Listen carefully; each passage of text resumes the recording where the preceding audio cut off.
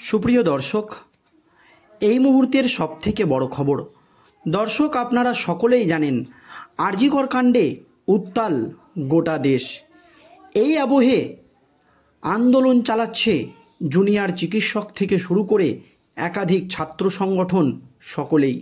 তবে কর্মবিরতি পালন করছে জুনিয়র চিকিৎসকরা, আর তার জন্যই রাজ্যের চিকিৎসা ব্যবস্থার বেহাল দশা।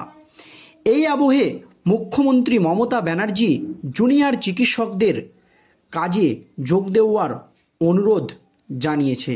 তবে জুনিয়র চিকিৎসকরা তাদের দাবিতে অনড় যে এই আর.জি. কর কাণ্ডে যতক্ষণ না পর্যন্ত মেন অভিযুক্ত ধরা পড়বে বা আর.জি. কর কাণ্ডের মূল মাথা ধরা পড়বে, ততক্ষণ না পর্যন্ত তারা তাদের কর্মবিরতি প্রত্যাহার করবে না।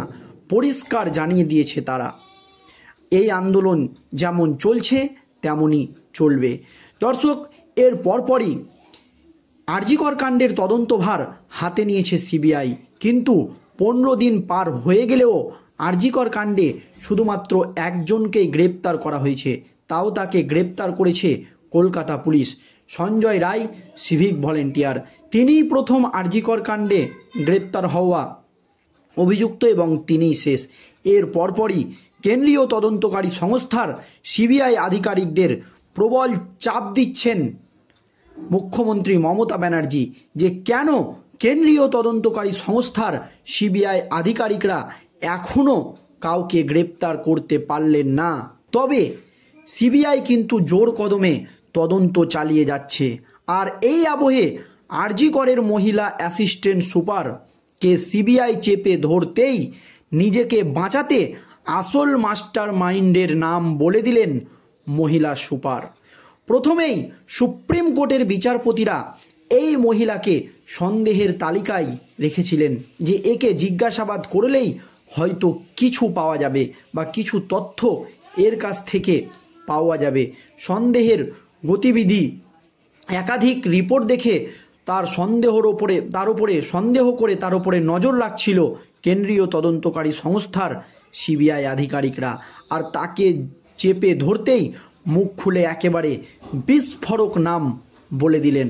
মুখ ফুসকে কিন্তু নামটা বলেই দিয়েছেন এই মহিলা অ্যাসিস্ট্যান্ট সুপার।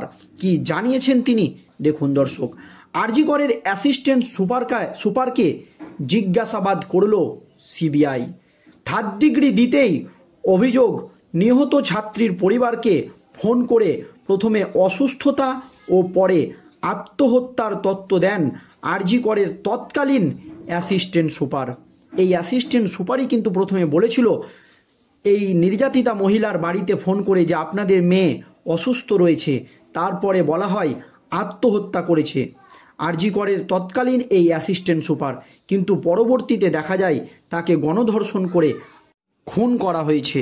তখনই সুপ্রিম কোর্টের বিচারপতিদের মাথায় বা মনে একটি খটকা জাগে যে এই অ্যাসিস্ট্যান্ট সুপার কেন প্রথমে তার বাড়িতে ফোন করে আত্মহত্যার তথ্য দিয়েছিলেন।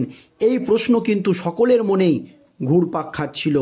আর সেই প্রসঙ্গ উঠতেই বিচারপতি জেপি পাদ্রিওয়ালা বলেছিলেন তার আচরণ অত্যন্ত সন্দেহজনক। আর এবার তাকে কাস্টাডিতে নিয়ে 3rd ডিগ্রি দিতেই মুখ খুলেই বিস্ফোরক মন্তব্য ওই অ্যাসিস্ট্যান্ট সুপারের। এরই মধ্যে 3টি ভিডিও ভাইরাল হয়। অডিওর সত্যতা আমরা যাচাই করিনি, তবে সেই অডিও নিয়ে রীতিমতো শোরগোল শুরু হয়ে গিয়েছে গোটা রাজ্য রাজনীতিতে, এমনকি গোটা দেশের রাজনীতিতে। যে পরিবারকে ফোন করেছিলেন তিনি একজন মহিলা, নিজেকে অ্যাসিস্ট্যান্ট সুপার বলে দাবি করেন। তবে যিনি অ্যাসিস্ট্যান্ট সুপার তাকে জিজ্ঞাসাবাদ করেছে সিবিআই বা করছে সিবিআই। কি দাবি তার? সিবিআই সূত্রের খবর, সেদিন দেহ উদ্ধারের পর সেখানে অনেক ছাত্রছাত্রী এবং আধিকারিক ছিলেন।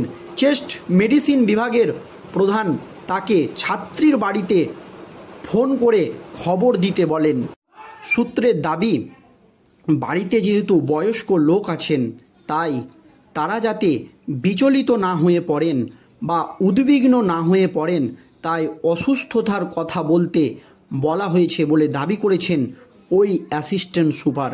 সিবিআইয়ের কাছে মহিলার আরও দাবি, অল্প সময়ের ব্যবধানে তিনি দুবার ফোন করে অসুস্থতার কথা বলেন, কিন্তু সময় অনেকটা কেটে গেলেও পরিবার না পৌঁছানোয় আবারও তিনি ফোন করেন ওই পরিবারকে।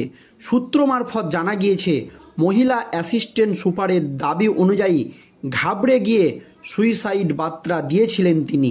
কিন্তু প্রশ্ন উঠছে, সত্যিই কি তিনি ঘাবড়ে গিয়ে আত্মহত্যার কথা বলেছিলেন, নাকি ঘটনাটি আত্মহত্যার মোড়ক দেওয়ার জন্য তাকে কেউ নির্দেশ দিয়েছিলেন? সুপ্রিম কোর্ট বলেছিল অত্যন্ত সন্দেহজনক তার ভূমিকা। সিবিআই তাকে স্ক্যানারে রাখছে বলে খবর। আর এই আবহে একেবারে বিস্ফোরক দাবি করলেন ওই মহিলা। এরই মধ্যেই 3টি অডিও ভাইরাল হয়, তবে অডিওর সত্যতা আমরা যাচাই করিনি। আর সেই অডিও নিয়ে রীতিমতো শোরগোল পড়ে যায় গোটা রাজ্য রাজনীতিতে। যিনি পরিবারকে ফোন করেছিলেন তিনি একজন মহিলা, নিজেকে অ্যাসিস্ট্যান্ট সুপার বলে দাবি করছেন ওই মহিলা। তবে যিনি অ্যাসিস্ট্যান্ট সুপার তাকে জিজ্ঞাসাবাদ করছে সিবিআই। কি দাবি তার? সিবিআই সূত্রের খবর, সেই দিন দেহ উদ্ধার হওয়ার পর সেখানে অনেক ছাত্র ছাত্রী আধিকারিকরা ছিলেন। দেখুন কার কথা বলছেন, ওই মহিলা নির্যাতিতা বা ওই মহিলা, যেই মহিলা ফোন করেছিলেন তার বাবা মাকে, তিনি বলেছেন চেস্ট মেডিসিন বিভাগের প্রধান তার ছাত্রীর বাড়িতে ফোন করতে বলেছিলেন। চেস্ট মেডিসিন বিভাগের প্রধানের নাম কিন্তু তিনি বলে দিয়েছেন। এবার তাকে জিজ্ঞাসাবাদ শুরু করবে কেন্দ্রীয় তদন্তকারী সংস্থার সিবিআই আধিকারিকরা। আর তাকে জিজ্ঞাসাবাদ করলেই আসল সত্যটা বেরিয়ে আসবে বলে মনে করছে বিশেষজ্ঞরা। তবে কেন্দ্রীয় তদন্তকারী সংস্থার সিবিআই আধিকারিকদের দাবি, এই যে তার বাবা মাকে ফোন করে বলা হয়েছিল যে আপনাদের মেয়ে আত্মহত্যা করেছে, তিনি বলেছেন তিনি ঘাবড়ে গিয়ে বলেছে। তবে এখানে প্রশ্ন উঠে যাচ্ছে, সত্যিই কি সে ঘাবড়ে গিয়ে এই কথা বলেছে, নাকি এর নেপথ্যে আত্মহত্যা বলে চালিয়ে দেওয়া হতো এই গণধর্ষণ বা এই হত্যাকাণ্ডকে? এমনটাই বা এই প্রশ্নেরই উত্তর কিন্তু কেন্দ্রীয় তদন্তকারী সংস্থার সিবিআই আধিকারিকরা বলছে। দর্শক, এই নিয়ে নতুন করে রাজ্যের রাজনীতিতে শোরগোল পড়ে গিয়েছে। দর্শক, এই নিয়ে আপনাদের মতামত অবশ্যই ভিডিওর কমেন্ট বক্সে জানাবেন। ভিডিওটি শেষ পর্যন্ত দেখার জন্য আপনাদের সকলকে অসংখ্য ধন্যবাদ।